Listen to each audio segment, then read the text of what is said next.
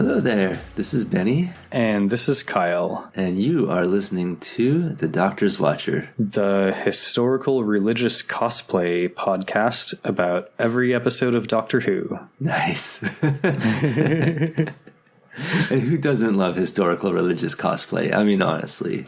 Yeah, seriously. Like, I would definitely take the chance to cosplay as the Abbot of Amboise if I got a good opportunity. Well, too bad you're not the Doctor then. I get a feeling that he might have that opportunity. So yeah, Kyle, what have you been up to? It's been a few weeks since we've recorded one of these. It has indeed. We were just talking briefly before we started recording about my tattoo that I got recently. I don't remember if we've talked about it on the podcast yet or not. Yeah, I don't think we have.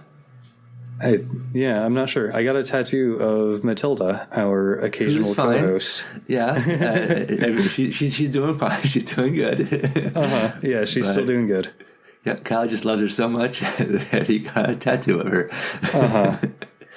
It's super cute, as is Matilda. I suspect she will not join us in this episode because I think she's asleep in the room beneath me.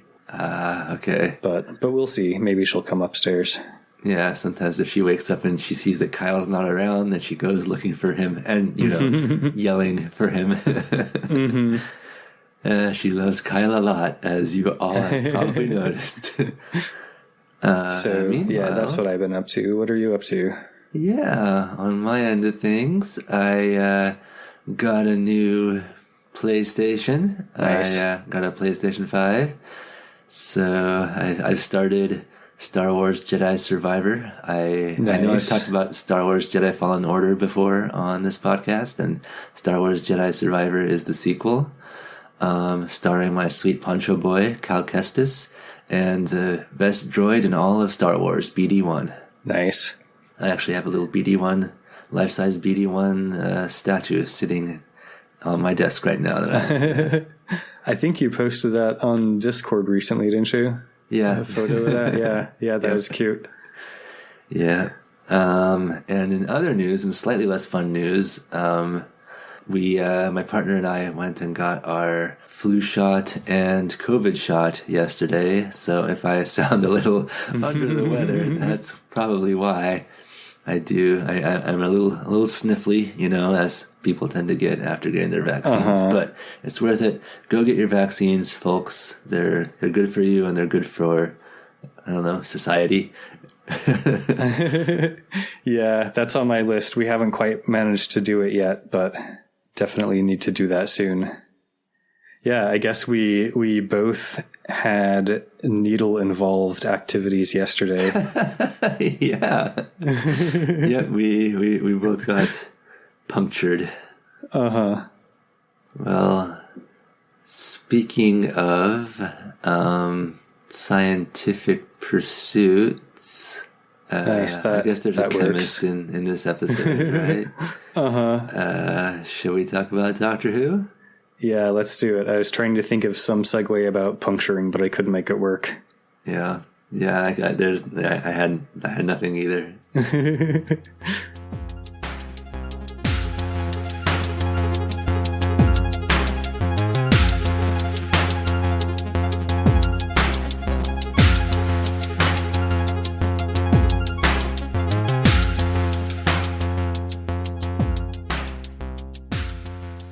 All right, Season 3, Episode 24. This is the third episode of the serial that is either known as The Massacre or The Massacre of St. Bartholomew's Eve. Yeah, so we haven't had a massacre yet, but we're only halfway through the serial. And I guess I didn't say this episode's name yet, is Priest of Death. Hell yeah, Priest of Death.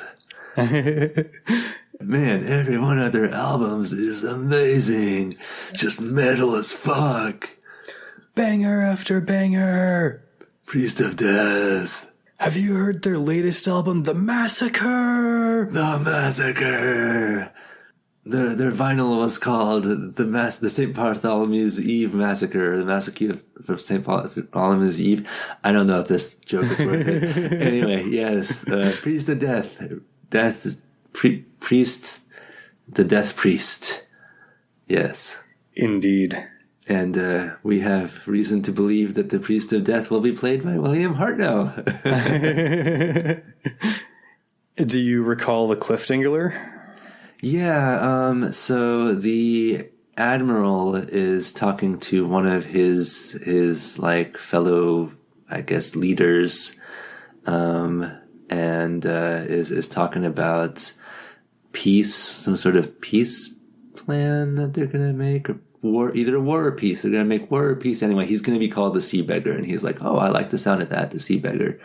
And I think that was something around near the end of the episode. Yeah, that was basically the end. Okay, excellent. Phew. But earlier in the episode, Stephen had learned of a plan to assassinate the Sea Beggar. Yes. Who he didn't know who that was. Yes. Now he does. Does he? Or no, Nicholas. We know. Yeah, we know. So this episode picks up from the next morning. Stephen and Anne, the servant girl, are figuring out what to do. And the very much on her way to becoming our new companion, we think. So Stephen wants to go see the abbot still, who he thinks is the doctor, because the abbot is played by William Hartnell. An understandable confusion there. Anne is telling him that if he does that, the captain of the guard and Monsieur Colbert will recognize and arrest him, which is a valid concern. I think this calls for a clever disguise. It does indeed. Hell yes. So, he rolls a quick investigation check. He ends up finding an old cloak and a hat and puts them on as a disguise. It'll do in a pinch.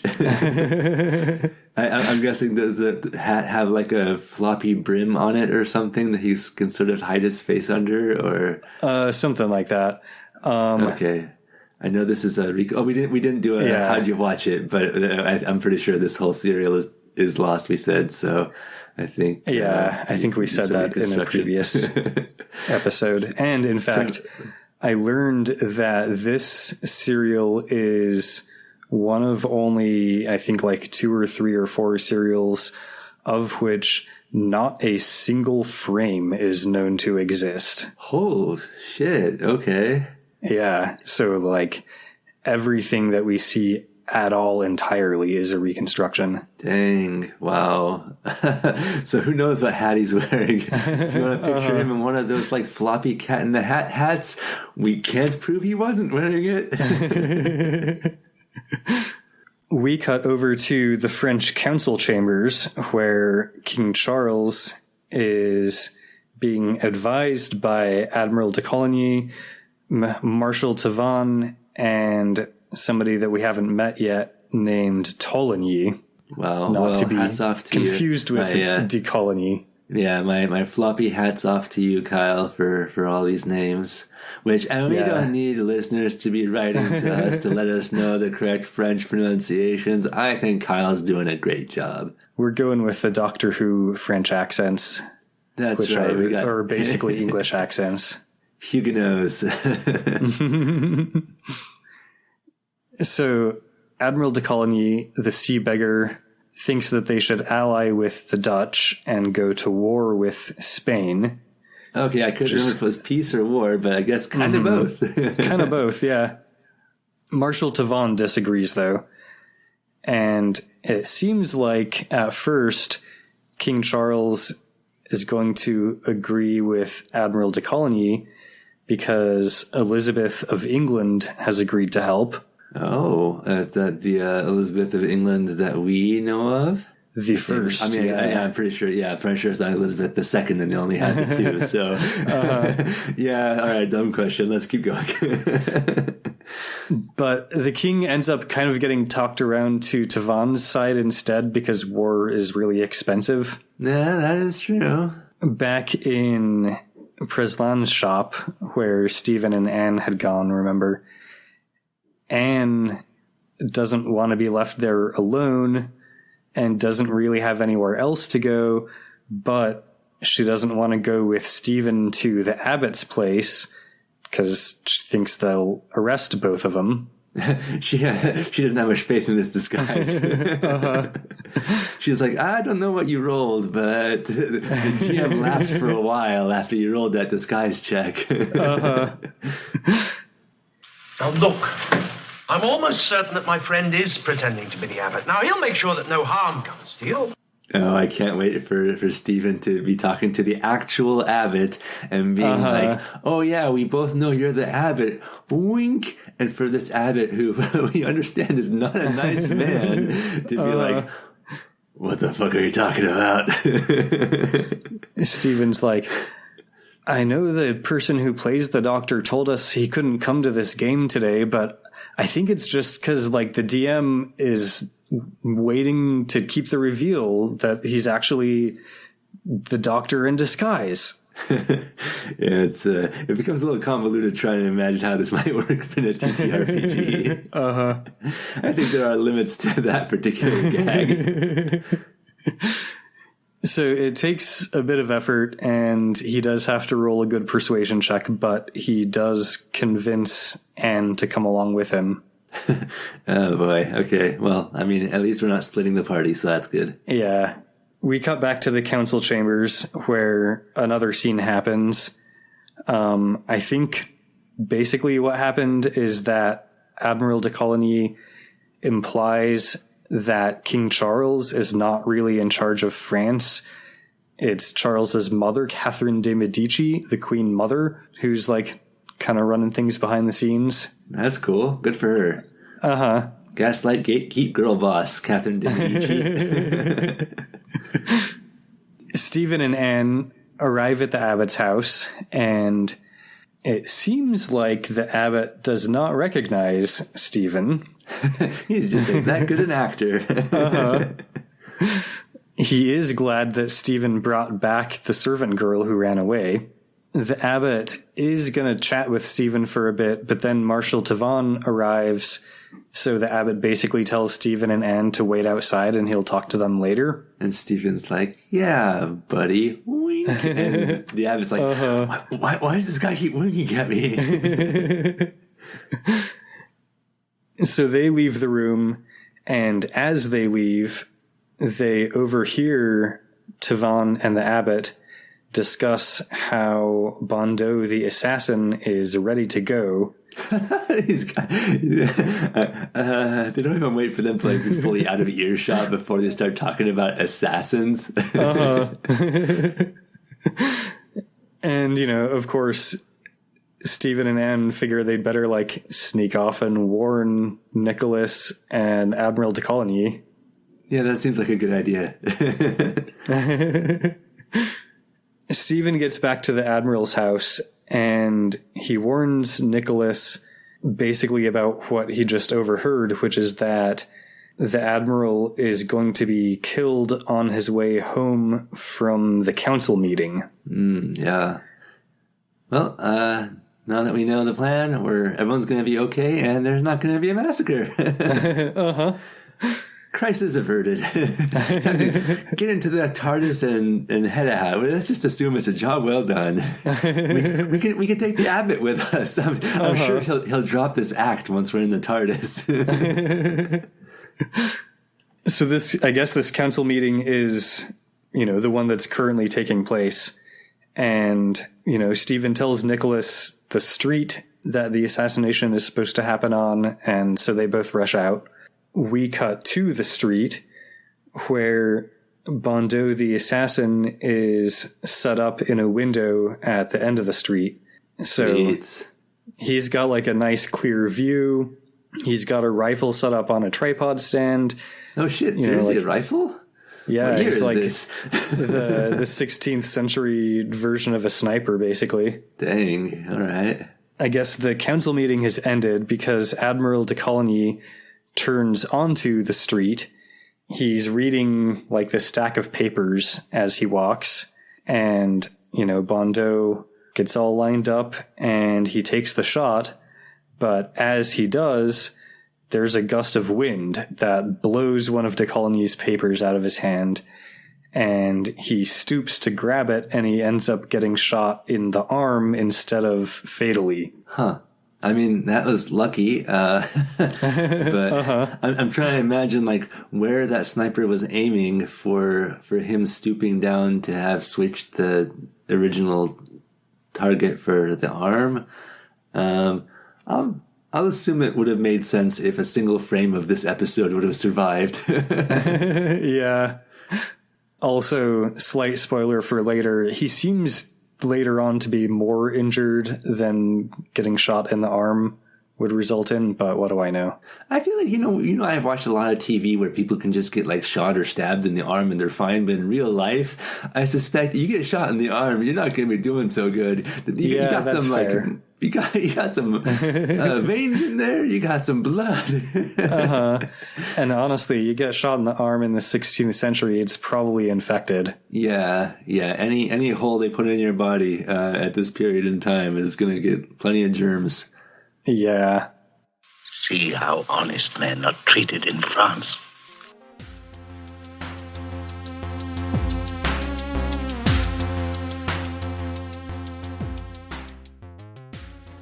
You're listening to The Doctor's Watcher.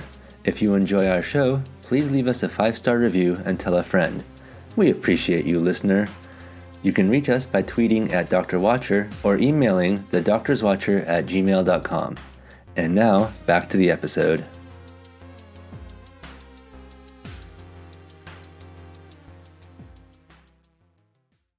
At the abbot's place, Tavan is starting to get worried about the fact that they have not heard any confirmation of de Coligny's assassination yet. And the sniper's like, I got some good news and some bad news. and more bad news. The good news is I hit him. The bad news is he's still alive. Even more bad news is that they haven't invented a gun yet that has more than one shot. The abbot's basically just like, dude, chill out. Bondeau's a professional. De Coligny probably just got delayed, like talking to the king after the council meeting or whatever. Yeah. But Tavan is worried that Stephen will have gotten a warning to the admiral. Abbott's like, no, it'll be fine. He didn't hear anything. Don't worry about it. And then Colbert arrives and lets them both know that the assassination attempt failed. I mean, give this assassin some credit. He did hit his target. Yeah, he probably got got a partial objective completed or something. Yeah, I mean, you get a discount on the job, but you should probably still pay him. I did think it was pretty funny that they were all concerned about Stephen getting a warning to the admiral, and turns out that the way the admiral survived was just complete luck and had nothing to do with Stephen at all. Yeah, and now they're worried about Stephen getting a warning to the admiral when earlier they were just sort of talking about the assassin out in the open around Stephen. Yeah, just anyway. Cool. Marshal Tavan tells Colbert to get the guards, and then he tells the abbot how it's weird how everything that was so carefully planned has failed since the abbot arrived. And maybe the abbot is the doctor? That'd be a fun twist. When the guards return with Colbert, he tells the guards that the abbot is a traitor to the queen and that they should kill him. Oh, shit. Well, now we're hoping for the doctor's sake that he's not the abbot. This is getting kind of complicated. We get a short scene where Coligny, the new guy, basically tells King Charles about the attempted assassination. And, Admiral de Coligny is badly wounded. King Charles is pissed off about this. Is he pissed off that he is wounded but he lived, or is he pissed off that he got shot? He's pissed off that he got shot. Oh, okay. Yeah, the king seems to like the admiral. Uh-huh. So he starts... A lot to keep track of in this episode. Sorry, go ahead. He starts yelling. He calls for basically an emergency council meeting, and the Queen Mother quietly slips out of the back of the room. She's mad about this for the other reason. Uh-huh. Back at the Admiral's house, de Coligny, Nicholas, and Stephen are all waiting for the surgeon to arrive. Nicoleven. Mm-hmm. Stevelis? I think we might have said Stevelis, but I don't remember. That one feels more like the one that we ended up going with. Yeah. So Stephen is basically explaining to everyone what he knew of about the plot to kill the sea beggar, who was talking about the plot, what they were going to do, etc., etc. And this all leads Nicholas to the realization that the Abbot of Amboise was behind it all. But of course, Stephen still insists that the person that they've seen is not actually the abbot. Two people can't look exactly the same. That would be such a wild coincidence. That's never happened before in the history of Earth. So certainly, not without a few centuries between them, and one of them being an ancestor of the other. Uh-huh. No, the abbot is the doctor. Now that I've seen him, I'm certain of it. He's just pretending to be the abbot, that's all. Listen, Stephen. Interesting. I wonder, again, because this is a very missing episode, I wonder, because now it seems like maybe the doctor is the abbot. I wonder if there was some sign or signal between them that was, just a visual thing, like it might have been a wink or something that we missed out on because this is a missing episode. Who knows? Yeah, it's hard to say. I feel like they probably would have put something in that could be interpreted either way, maybe. Interesting. But, yeah, who knows? Who knows?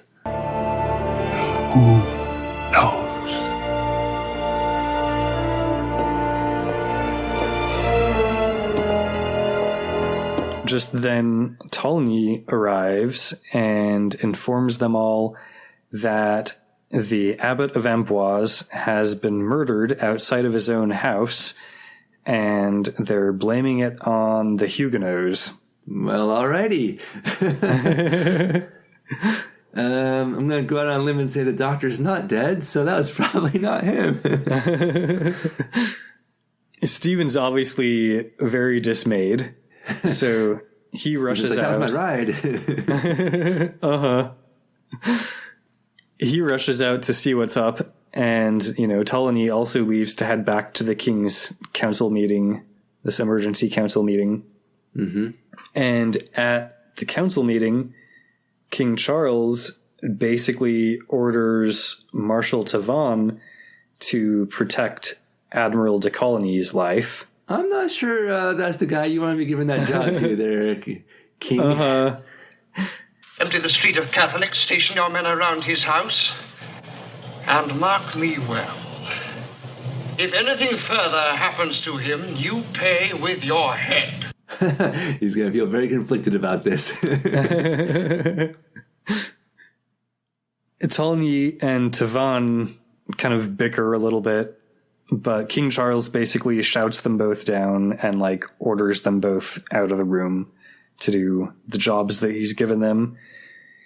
He kind of stews in anger on his own for a little bit until the Queen Mother enters the chambers, Catherine de' Medici, who he accuses of being behind the assassination attempt with Marshal Tavannes.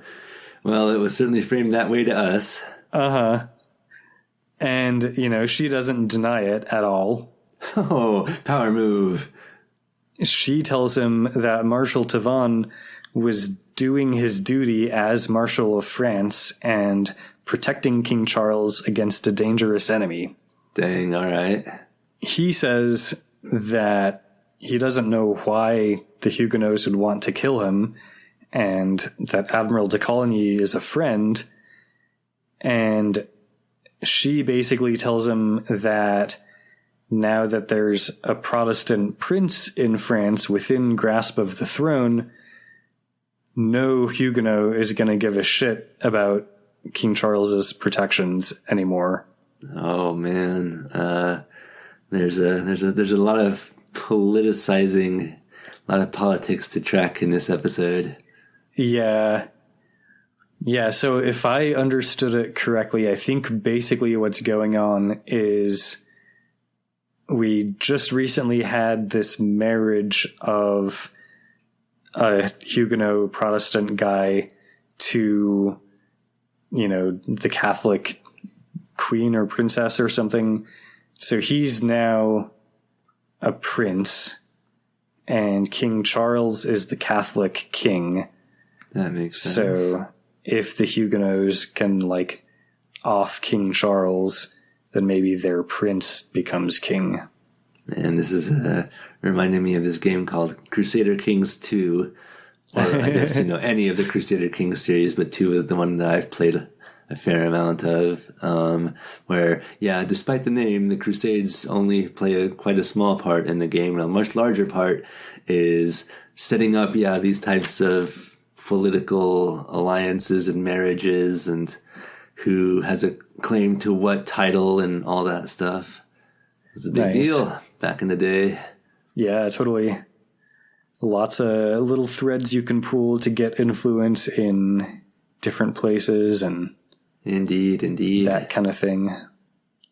So out on the street, there's a whole crowd of people gathered around the body of the Abbot of Amboise. They're all shouting about how the Huguenots did it. The Huguenots shouldn't be allowed to be there in Paris, and, various other anti-Huguenot sentiments. Huguenot. That's the, catchphrase that they're trying to get to catch on. Right. They're holding up, cardboard signs that have Catholics, yes, Huguenot painted on it. Yep. I mean, how do you know that they're not, listener? Can you prove it? Do you have the missing episode? No? Then you better just take our word for it. Uh-huh. We can only assume that they have these signs. Yeah. Because, why wouldn't you assume why wouldn't that? they? Yeah. Meanwhile, there's a guard confirming for Colbert that nobody saw the guards bring the body here. So, the claim that the Huguenots did it seems safe. The mob's gonna believe that claim because nobody saw that it was the guards. Yeah. That's a good move there. Stephen pushes his way through the crowd. He comes up to the body and, of course, thinks that it's the doctor. Yeah, that must suck. Mm-hmm. Colbert sees him and basically points... Sorry, I was going to say, I'm guessing because this is a kids show, we don't really get into it, but can you imagine, seeing the body of your friend there and thinking that that's actually them? And, I feel like this is going to this would, in reality, lead to some real trauma, but... Being a kids show, and 22-minute episodes or so, I'm guessing we're probably not going to really get into that. Uh-huh. Yeah, we don't really get much time to get into that here, because in this moment, Colbert notices Stephen and basically points at him and shouts out to the crowd that he's the man who's responsible, that he did it, basically. It's him, that guy over there, in the crappy disguise. Uh-huh. And, of course, the crowd immediately turns on Stephen, and he's forced to to basically run for his life. And as he does so, the words next episode Bell of Doom appear on screen.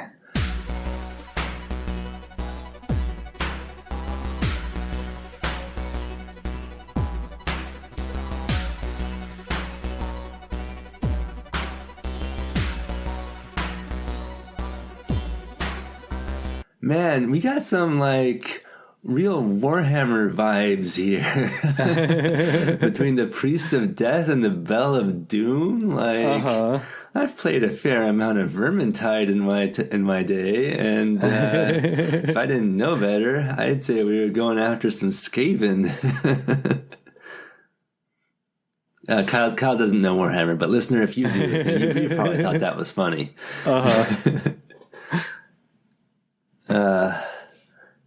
I mean, it's interesting because, like, in this episode, I'm sure that people in their hearts know that the Doctor is not actually dead and that wasn't actually him.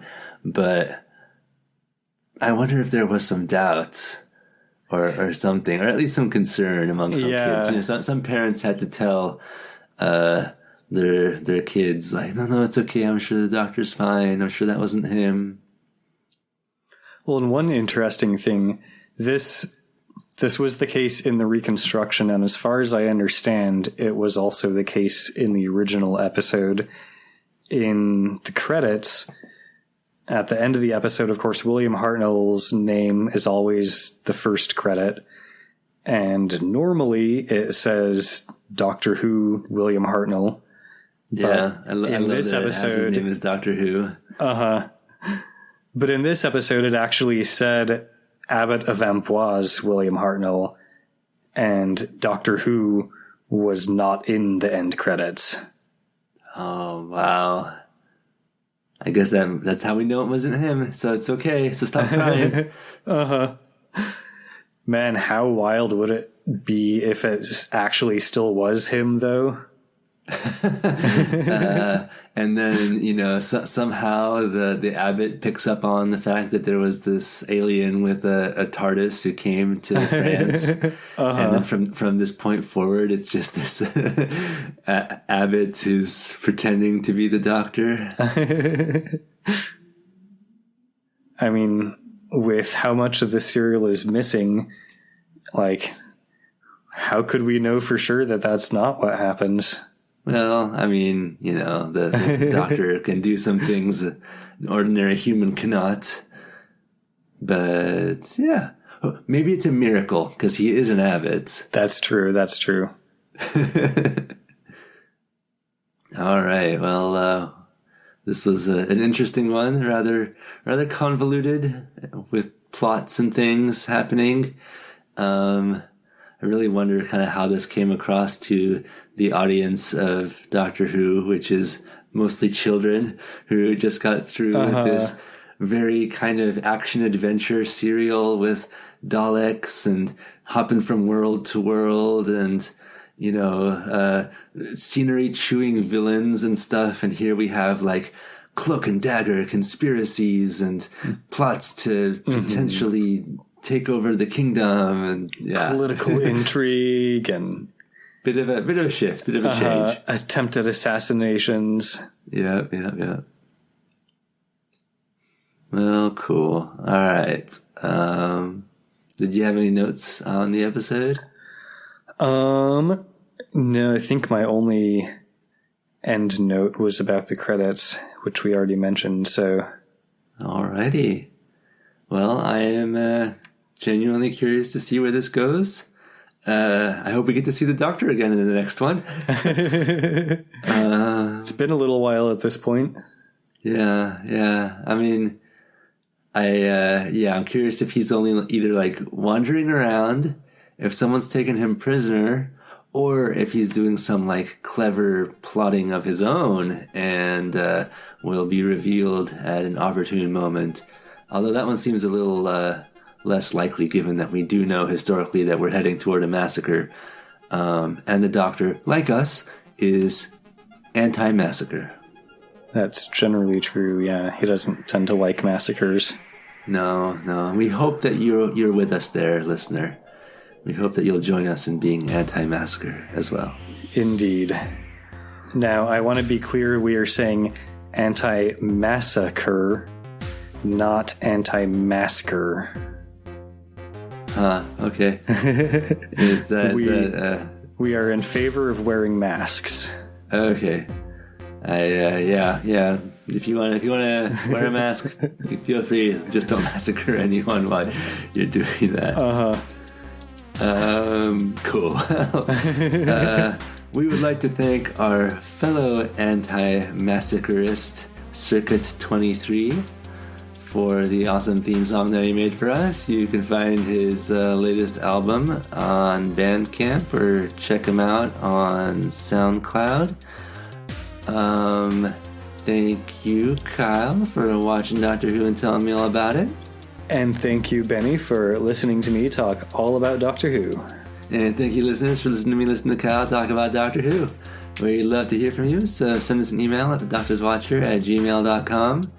And I think you've got our socials as well, for whatever that's worth these days. Indeed.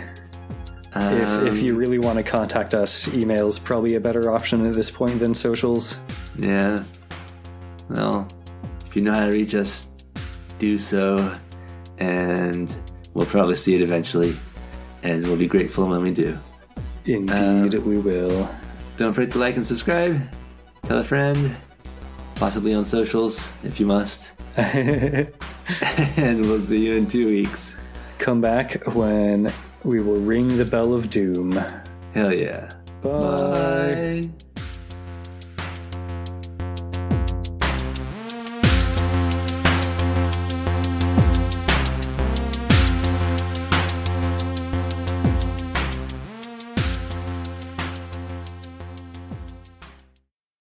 Summon your guards.